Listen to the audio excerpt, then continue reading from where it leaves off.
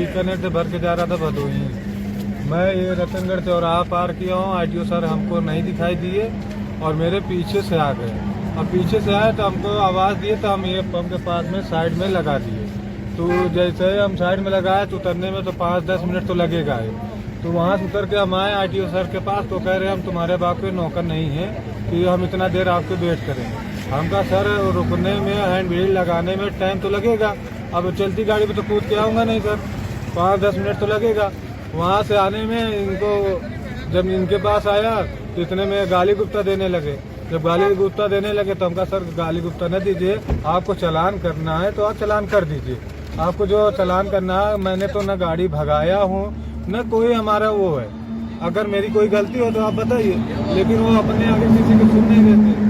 वो एक phone 2 phone था मेरे पास, एक फोन मेरा गाड़ी में पड़ा था, एक फोन मेरे पास था। तो मैं एक फोन वहीं में रखा था, तो जैसे ही वो गाड़ी में बात किए तो आगे एक हाथ मार दिए गाड़ी में। मारने के बाद वैसे ही अपने सिपाही को मेरे गाड़ी में भेज के गाड़ी ऐसे घुमा के फटाक से पंप के पास घुमा के सीधा ले जाके बाड़े में बंद कर दिए। वो मोबाइल वहाँ चला गया। दूसरा वाला फ़ोन था तो मैं कहा सर बोले कि 15,000 का चालान हुआ। अब कहा दीजिए सर मैं अपने सेठ से बात करूँ, देखिए चालान हुआ है कि नहीं हुआ।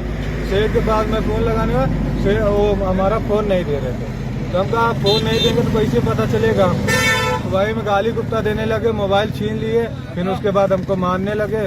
फिर हमने कहा सर मारिए मत, आपको जो चालान करना है आप चालान करिए। उसके बाद मैं वहाँ से आया, मैं कहा सर मैं रोजे से हूँ, आपको चालान करना है आप कर दीजिए, मेरा वैसे भी रोजा सारा दिन का रहेगा। वो बोले हमें इससे लेना देना नहीं, और गाली गुप्ता देने लगे रोजे के नाम से। उसके बाद फिर यहाँ पे आया, बात करते करते वो उसने हमको इतना मारा, उस पीछे से सिपाही आया, उसने मुझे पकड़ लिया। मैं अपना मोबाइल भी छीन रहा था, हमको सर मेरा मोबाइल दे दीजिए, मेरा फ़ोन नहीं दिए। उसके बाद यहाँ पे ये देखिए, यहाँ पे मारे हैं, ये खून पड़ा है। यहाँ पे ऐसे बात करते करते वो एकदम सीना तान के उल्टा सीधा बोलते थे। हम ही नहीं थे, पंप के मालिक थे, होटल वाले थे, सब लोग थे, लेकिन वो किसी की नहीं सुन रहे थे, सिर्फ अपने अलावा। और ना बुरा मारे कि मेरा सर ये देखिए यहाँ फूट गया है और मेरा चक्कर आने लगा, मेरा खून इतना ज़्यादा गिरने लगा, पूरा ये देखिए पूरा खून ही खून था और मुझे इतना पूरा अंधेला दिखने लगा। तब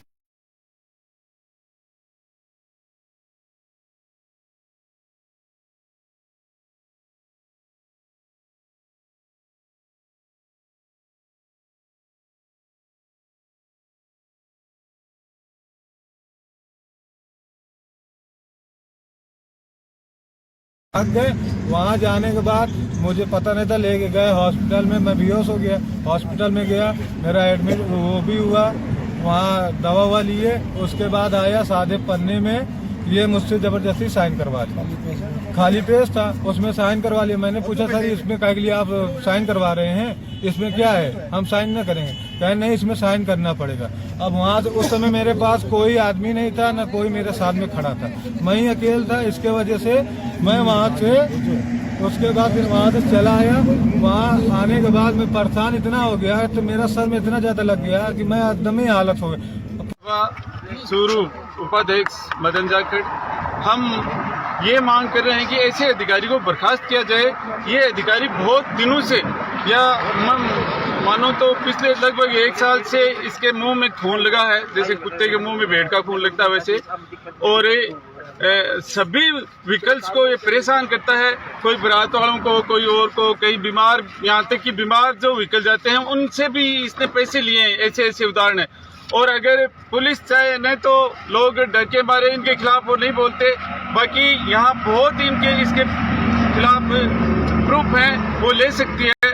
और हमारी किसान सभा की ये मांग है कि इस अधिकारी को, इस इंस्पेक्टर को बर्खास्त किया जाए और ड्राइवरों के साथ और गरीब मजदूरों के साथ न्याय किया जाए।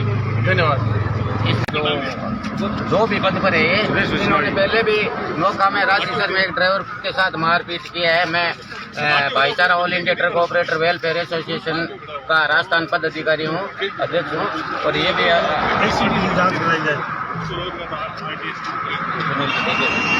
ये हमारे भाईचारा ऑल इंडिया ट्रक ऑपरेटर के टीम मेंबर हैं, अध्यक्ष हैं। और हमारे को जब पता चला, ड्राइवर भाई ने हमारे को फोन किया सुबह कि ऐसे हमारे साथ मारपीट हुआ है, तब हमने पूरी टीम ने मिलकर इसको वापस बुलाया सिकर से और यहाँ आकर के आप मुकदमा दर्ज करवाने के लिए जा रहे हैं। पहले यहाँ आकर के चेक किया है कि कितनी इसके साथ मारपीट हुई, कितना खून गिरा है और क्यों मारा है इनको। मेरा कहना यही है कि कोई भी अधिकारी हो, परिवहन मंत्री का, चाहे वो आरटीओ इंस्पेक्टर हो चाहे सिपाही हो, यदि हमारे ड्राइवर की गलती है तो आप चालान करो, लेकिन मारपीट का कौन सा मैटर है?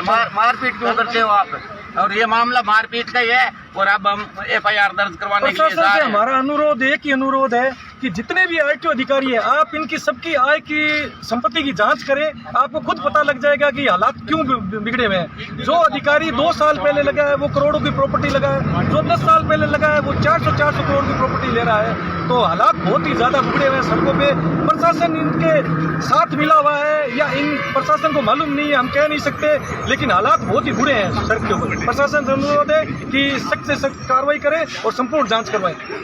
हाथ में मिला हुआ है भाई। सरकार मुख्यमंत्री भजन लाल जी से भी कहना चाहते हैं हम, और परिवहन मंत्री जी है प्रेम कुमार बेरवा साहब है और ट्रांसपोर्ट कमिश्नर साहब, सबको हम बोलना चाहते हैं कि आप इन आरटीओ इंस्पेक्टर जो रोड पर घूमते हैं इन पर लगाम लगाइए। साहब मनमर्जी का पैसा वसूल करते हैं, ड्राइवरों को मारपीट करते हैं, गाली गलौज करते हैं, इतना खुला मत छोड़िए। ये गरीब आदमी होते हैं, अपना घर चलाते हैं, ये गाड़ी चला के और ऑल ओवर इंडिया घूमते हैं। देश की अर्थव्यवस्था इन गाड़ियों से चलती है और ये गाड़ी ड्राइवर चलाते हैं साहब है, नहीं तो इंस्पेक्टर साहब चलाते हैं, नहीं आरटीओ साहब चलाते हैं और नहीं कोई मुख्यमंत्री जी चलाते हैं। तो इतनी हालात खराब मत करो, ड्राइवरों को भी इंसान समझो आप।